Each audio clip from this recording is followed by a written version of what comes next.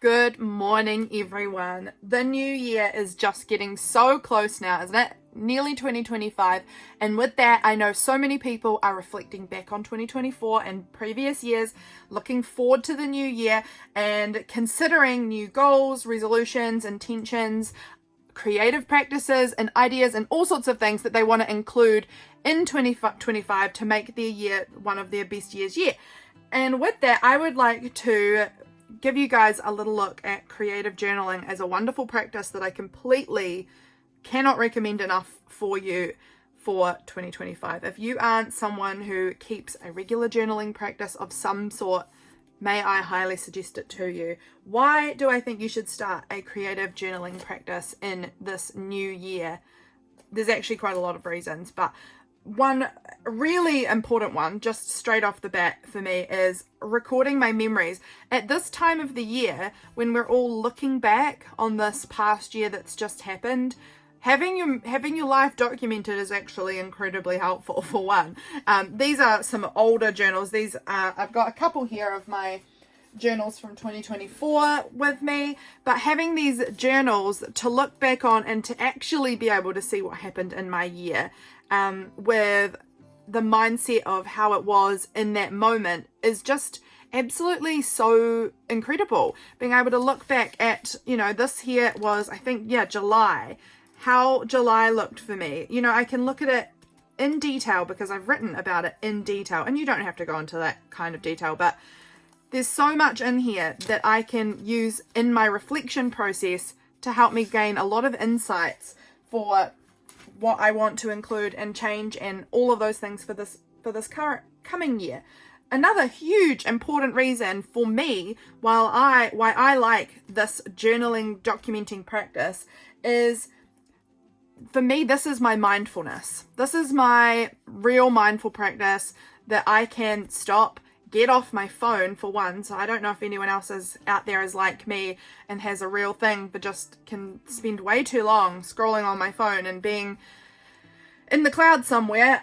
This is getting right back into reality, into my life, this is like a gratitude practice in a way. There's so much in here that helps me be in my actual life and appreciate the nuances of my particular life, that not having a journaling practice, I would never have that. I would never have this sort of mindfulness. I mean, obviously someone might, but I personally probably wouldn't. This is such an important, that's the word I'm looking for, important mindfulness practice for me that I cannot recommend enough. So if that sounds like something that you are looking for in 2025, a way of getting off your phone, of really appreciating and noticing your real life, and a way of recording your memories and documenting it so that you have this written record, this visual written record of the life you've lived, as just a way of being able to reflect back and a way of being able to retain your memories. That, I don't know about you, but again, me has a terrible time retaining all my memories. So this gives me so much. If this is something that sounds like something you might want to include, or a practice that might be helpful for your life going forward, keep listening because we're going to continue on.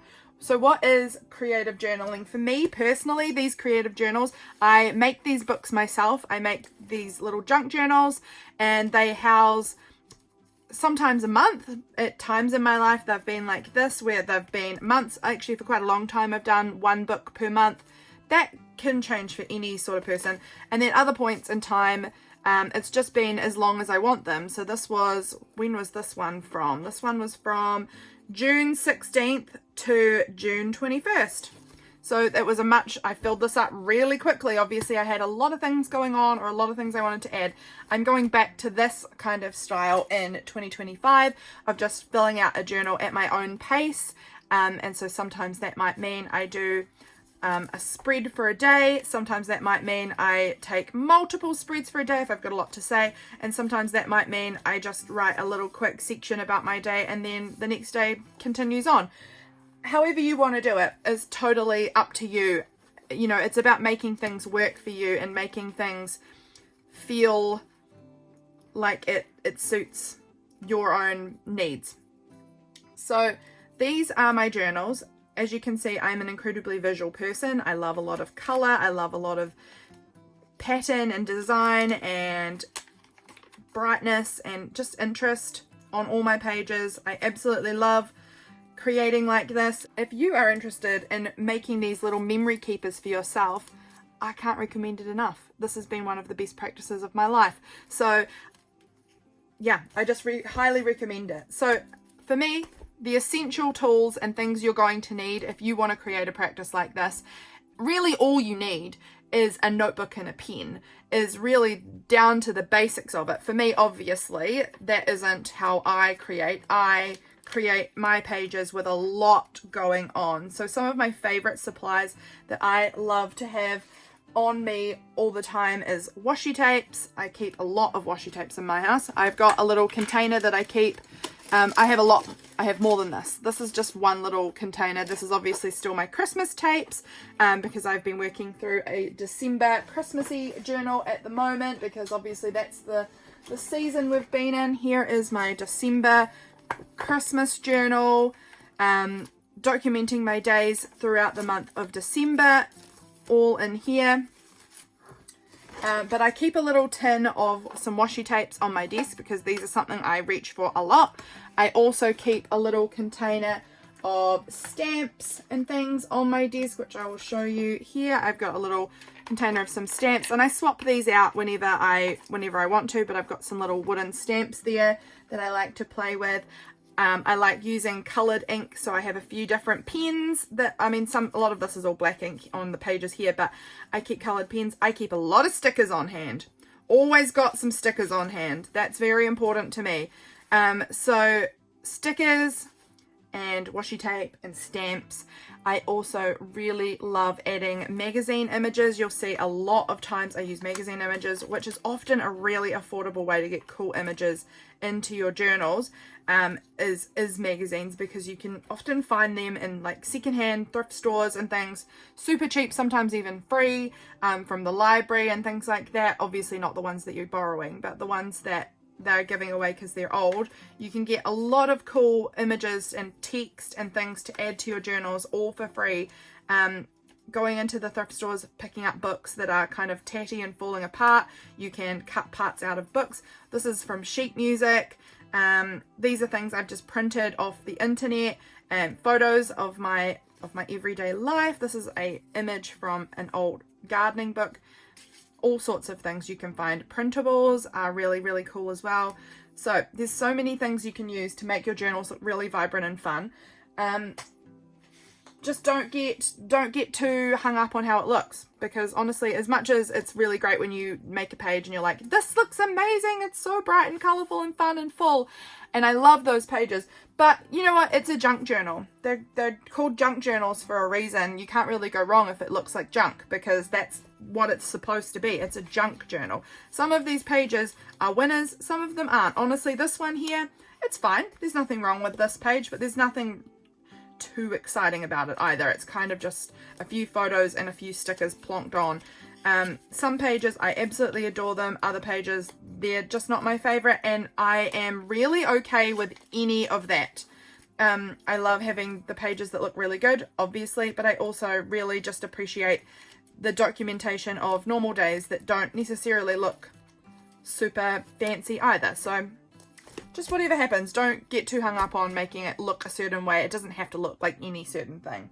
So just get yourself a notebook or a journal. There are a bunch of journaling, how to make journals videos here on my channel. I will try and link some of them below, or one of them or so below, to give you an idea of how you put together a little journal. Maybe I'll make a video on that soon. I'll make a video on how to bind a book very soon.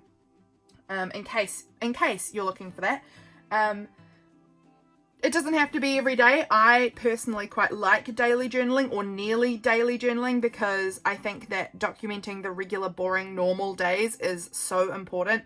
Truly, there isn't any day that is actually boring or unimportant. It's all about how you look at your day. Whatever boring normal day you live today, no one else has ever lived that day. No one else has ever had those experiences, and you've never lived this exact day before. There is always something interesting that you've thought about, that you've seen, that you've eaten, that you've worn, something that you can write about in your journal. There is never a day that isn't worth documenting or isn't interesting in some way. So just keep that in mind.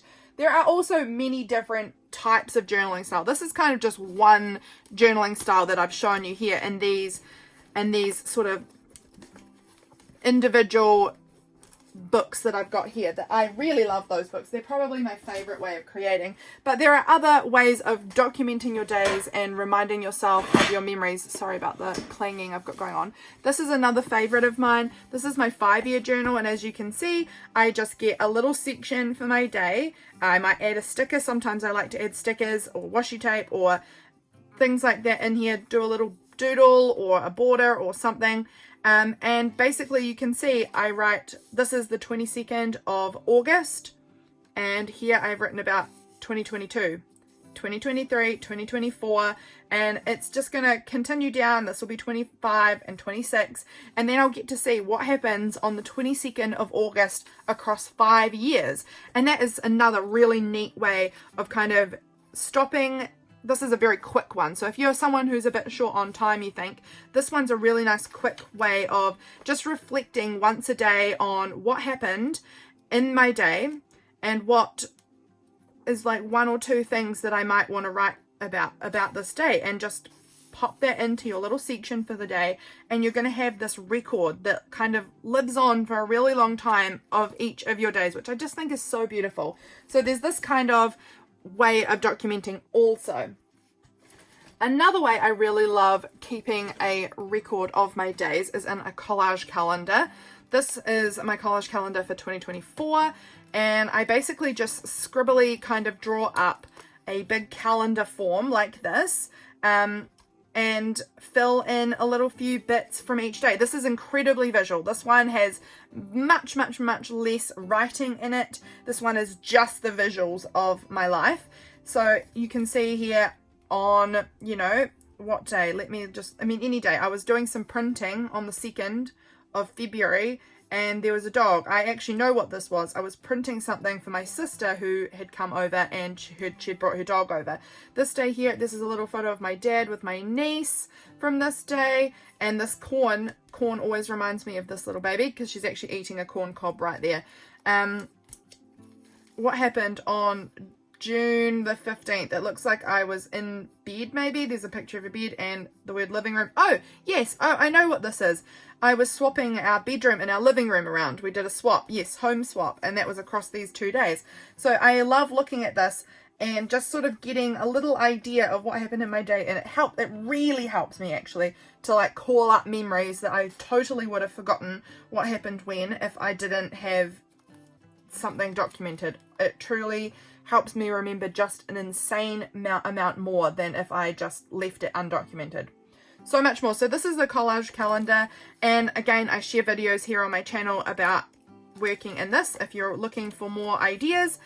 This is November, December. This is where we are at so far. I need to keep kind of working down on the second half of the month, but that is another way of keeping a record of your days. I also like working in my planners. This is my new planner for 2025, and the way I'm going to be working in here is keeping a little note of my to-dos on this side, and then down this side just documenting like really small writing what happened on the day, just really quickly writing out what happened in the day in my planner. So I'm also going to be using my planner as a sort of memory keeping tool for me in this year to come as well. So heaps and heaps of different ways that you can be documenting your days and creating that moment to kind of reflect over your day. What did you do? What did you achieve? What did you want to achieve?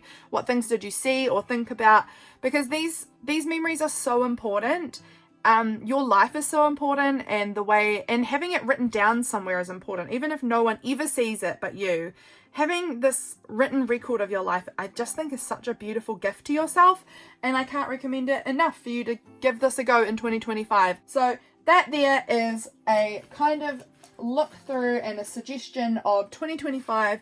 Maybe a goal to set for yourself is to give it a go, to have a go at doing some creative journaling. However you choose to do that. It might be a little bit once a week. It might be every day like I often do. It might be a monthly reflection in the collage calendar kind of style. Or it might be that you're just going to note down like a bullet point list of what happened today and put a sticker on the page. There's no wrong way of doing it. There really is no wrong way of doing it, but I definitely recommend you give it a try and try out multiple ways of doing it, because until you try things, you actually don't know what way is going to work best for you, what way is going to really suit your own personal preferences. So give every way a try. Can't recommend it enough. I hope that you guys enjoyed having a little look through at some of my journals and having a chat about different ways of journaling and why we might start journaling, and using it as a mindfulness practice and a memory keeping practice, a record, an archive of your life. I just can't recommend it enough. So I hope that you guys have enjoyed having a little look through and having a chat, and I will catch you guys again very soon for my next video. Bye friends.